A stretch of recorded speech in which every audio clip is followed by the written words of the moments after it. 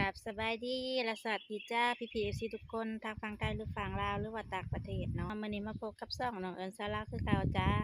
มื่อนี้มาเผาหน่อไม้ไว้เห็ดเป็นกินยามดำนาเนาะได้หน่อไม้มาเผาบรรยากาศกระแดดเป็นไงพี่น้องแดด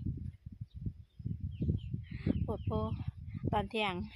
มาเผาหน่อไม้ตอนแดดเที่ยงเลยมี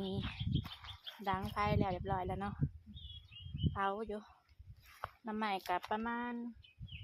10เหี่ยวนี่แหละเอามาเผาไว้กินบัดยามดำนาเนาะเห็ดน้ำใหม่เผา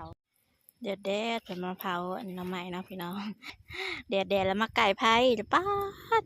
แห้งกับแหมเข้ากันน้ำใหม่กับบละลายเนาะ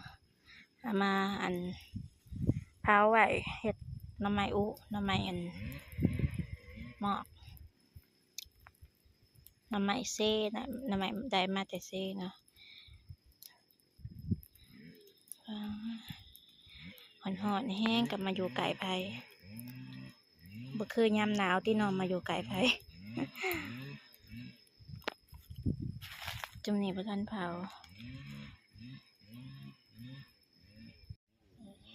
มาเผาตัวมันเหลือเนาะมันนั่นแล้วทำไมกัน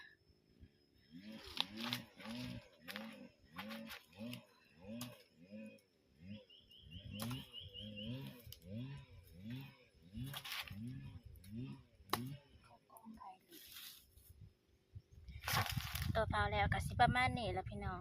เผาให้มันดำเผาไว้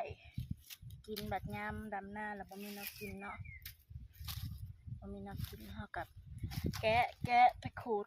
แล้วก็ใส่ผักกระแยงหน่อยหอมๆเนาะ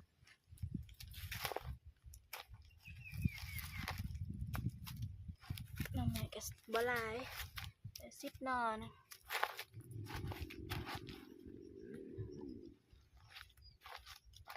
โอ้ยแดดดิทั้งแดดทั้งแหมไผ่เผาปลาไว้เนาะ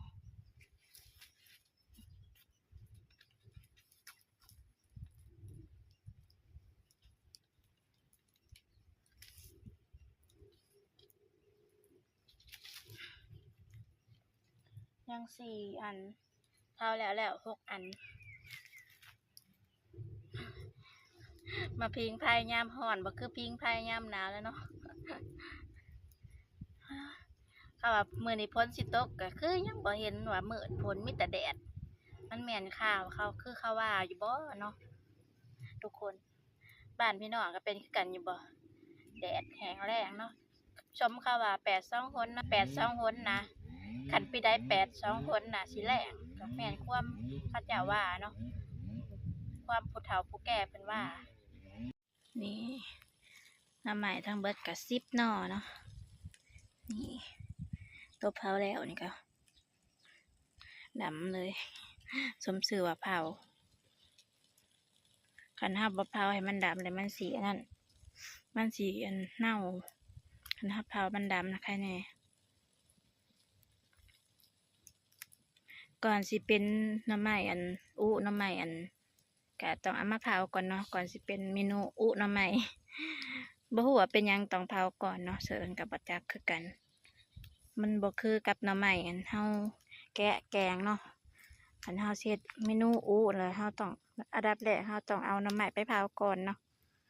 ไปเผาแล้ว2-3 มื้อก็จังมาเฮ็ดเมนูน้ำใหม่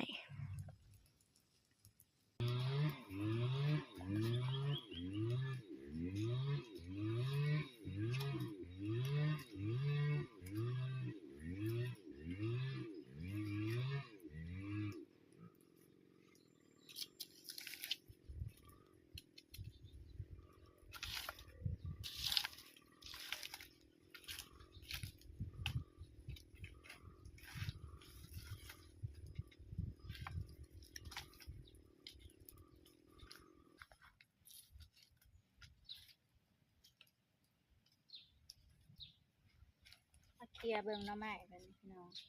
ปีนข้างนั้นปีนข้างนี้เพราะว่ามันทันละทั่วอันนี้ ถ้ามันดำทั่วแล้วก็จะเอาออก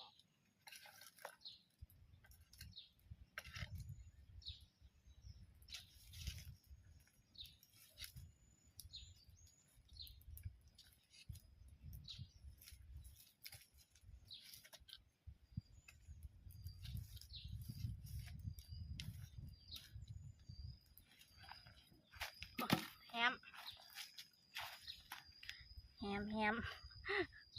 โอ้ยหอนทั้งหอนทั้งแฮมจังหน่อยก็ได้แหละจังหน่อยก็แล้ว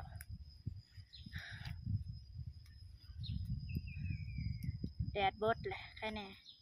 คันแม่ว่าแดดบ่บดไม่แห้งก็สิหอนกว่านี้ อันนี้มันหอนแต่ไฟซื่อๆตะกี้ยังว่าหอนทั้งแดดหอนทั้งไฟเนาะสมใส่กัน จนว่าจะแนวใดดอกคนก็ได้เกือบบ่ยัง เกือบบ่รอดนี่โตอันแล้วก็สิมาไว้ใส่กระสอบเอาขึ้นไปไว้อยู่เทิงเตียงไปแหละ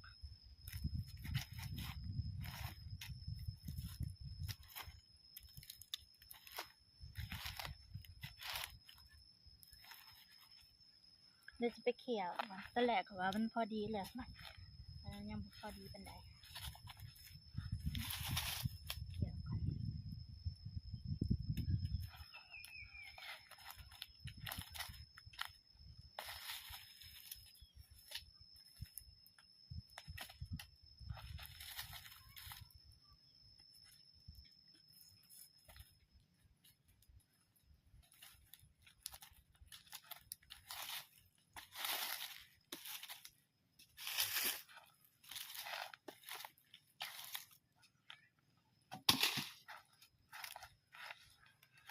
เขี่ยวเบิดกูอันเลย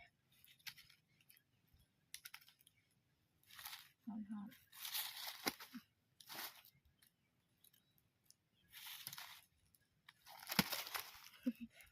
หอน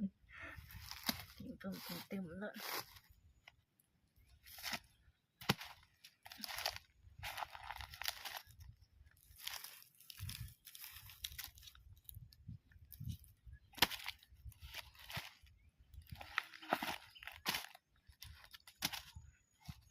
นี่ข้าวแล้วเบิดกูอันแล้วเนาะพี่น้อง10 หน่อพอดีเลยการข้าวเจ้าข้าวขายกะใส่เห็นอยู่ในปากซองซ้ำนี่นี่หน่อซ้ำนี่นี่3 อัน10,000หรือ20,000นี่แหละข้าวเจ้าข้าวขายแพงอยู่เลยเถื่อกับซ้ำนี่น้อยๆซ้ำนี่3 อัน10,000 20,000กันซ้ำนี่กับซ้ำนี่ใหญ่ๆเนี่ยนะกะ3 อัน20,000 50,000ก็ยังมีนะก็แล้วแต่จะก็แล้วแต่แต่ละคนขายเนาะบางเจ้าก็ขายแพงบางเจ้าก็ขายบ่แพงแล้วบ่ได้สิได้เอามาไว้อยู่เทิงเถียงบ่ล่ะบัดนี้นี่ตอนนี้ก็เอาขึ้นมาไว้ฮอดเถียงแล้วเนาะพี่น้อง